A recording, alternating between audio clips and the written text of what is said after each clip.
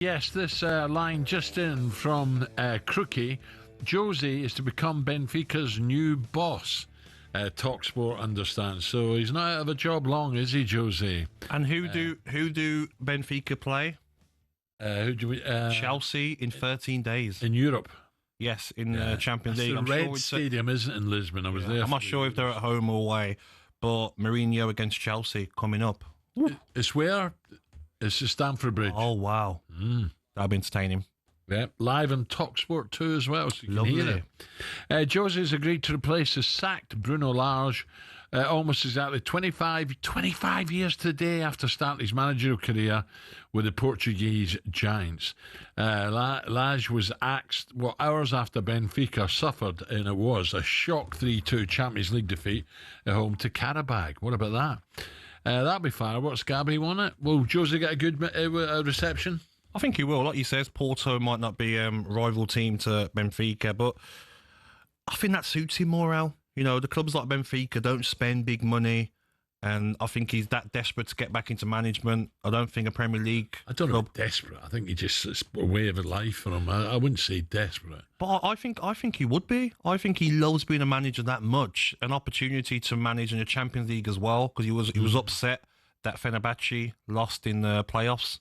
They didn't get through to a Champions League. That would have annoyed him. He doesn't want to be managing in Europa. He's complaining about the refs and officials, wasn't he? Yeah, he was in Turkey, yeah. So I think he'd be so excited to manage in the Champions League again and also play against his beloved Chelsea. Yeah, Jose is back at Benfica, right. And a repeat of the 2012 final, Bayern take on Chelsea in Munich. But now Chelsea have to deal with Bayern tonight, and then potentially Jose Mourinho's Benfica. Yep, Jose is back if you've just joined us. The new Benfica manager. In 2 weeks' time, live on talkSPORT 2.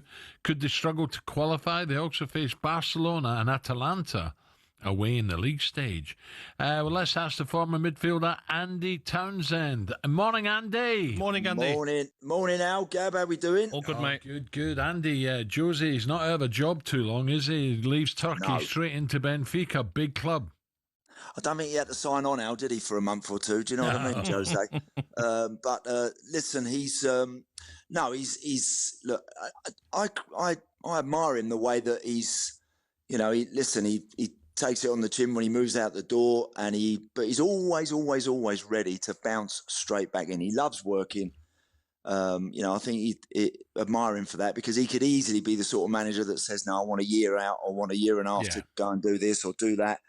But he wants to get straight back involved, and look, that he creates a load of excitement. He creates anticipation. Yes, he frustrates a bit at times, particularly as he's got older. But you cannot doubt that he's a proven winner, knows how to do it, and is adamant about doing things his way. So you know that things are going to change when he walks through the door. So again, I think the Benfica fans will be quietly excited about what's going to happen. Andy, I want to ask you about the game on the weekend.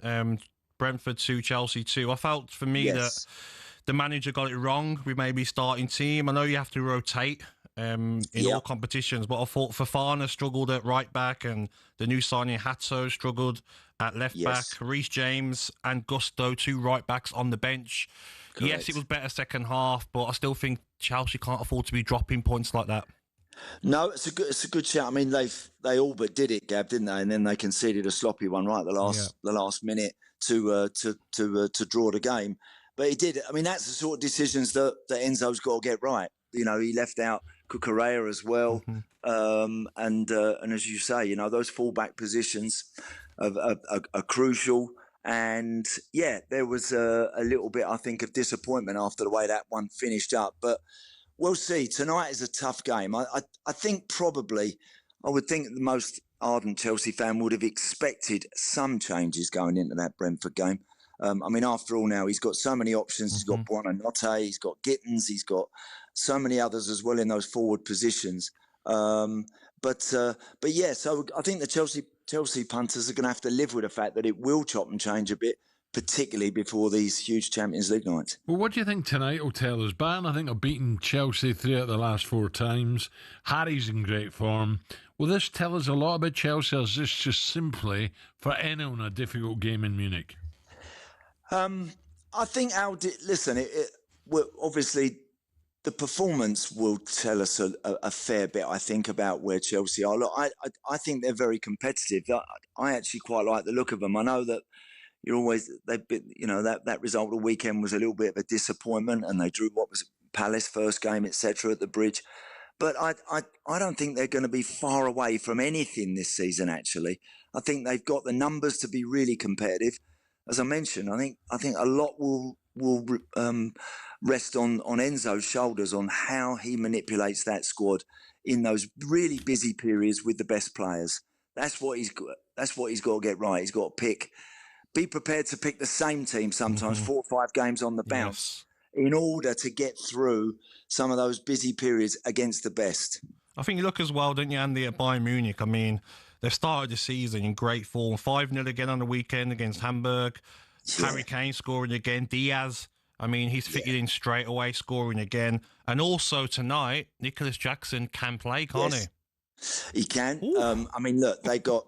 When you think Serge Gnabry, Gab, they got Luis Diaz, as you say, Elisa and Harry Kane. I mean, what a front four that is. That is fantastic. Look, Nicholas Jackson, I don't blame him for going there. Obviously, he must have got an hell of a deal to go there, and good luck to him for that. But he ain't playing in that sort of company on a regular basis. No. What are the odds, Andy, on him getting sent off when he comes on, that fired up for the game? Oh, wow. Well, yeah. I mean, and he's got a bit of that in him. Yeah. That's one of his stronger traits, I think, Nicholas Jackson, that he will charge around and he will try and be a bit of a nuisance. So he can't finish and he can't finish a game. Well, he just, for me, I'll tell you what, I never really got him as a striker at Chelsea to be anywhere near good enough to take them where they want to go. I was never, ever witnessing any of that, to be honest. But he is a very honest lad, and for someone to come on 20 minutes to go, if they're one up and you need someone to chase after things, or if you want someone to turn it round, he might do a reasonable job for Bayern, but he's not getting in that sort of company there on a regular basis. Andy, turn that around. What's happening with Villa here? It's so disappointing so far. I mean, look, it's been a strange summer on the back of last season, which at times was really good. I mean, I did all their Champions League games last year. I know you were down there, Gab, for a few too. And they were so good and so great those nights. And of course, look, we know that the new rules now, the PSR rules, don't forget there are PSR requirements domestically, and there are PSR requirements you have to meet from a UEFA perspective. You combine the two of those, and it can leave a club like Villa in a very, very tricky situation. It's a shame to see good young players leave, like Jacob Ramsey, people like that, and they've not got out the blocks yet at all. The boys that were flying last year, Morgan Rogers and people like that, haven't kicked a ball yet. They really haven't got going. So, listen, nice to see Harvey Elliott get up and running last night. Good for him. But I think the quicker Villa get a win under their belts, the better. I think as well, Andy, I mean, last season was unbelievable, wasn't it? Maybe we were spoiled as Villa fans, and we have to take maybe the downs with the ups, because maybe this season's a season where you finish top 10, top 12, but you know what? Oh. You start to look at the Europa League, the latter stages, and you start to maybe rest the players like Spurs did. That, Gabby. Top 12. What's up with you? It's not easy, mate. I'm telling you. Like, Bournemouth are looking good, Brighton are looking good still, and Aston Villa have obviously not been able to spend, have they, Andy? No. I think the top 10 in the Premier League this year, guys, are probably the most competitive because of the amount of money that are available and what teams have spent. Maybe the most competitive we've ever seen. So look, they've been sluggish out the blocks, Villa. They need to get going, and they look like they need a little bit of a spark from somewhere. Again, Unai's been brilliant since he's arrived. Now he's really got to use his ability to maybe just find a little place for somebody that just might start to make the difference somewhere out there. But they've had disruption, as I said, with the goalkeeper. Was he staying? Was he going? There was the Jacob Ramsey one sort of lingered for a while. There are other names apparently that were going to be leaving, etc. But they've managed to get a couple in at the last minute, Harvey Elliott, Lindelof and co.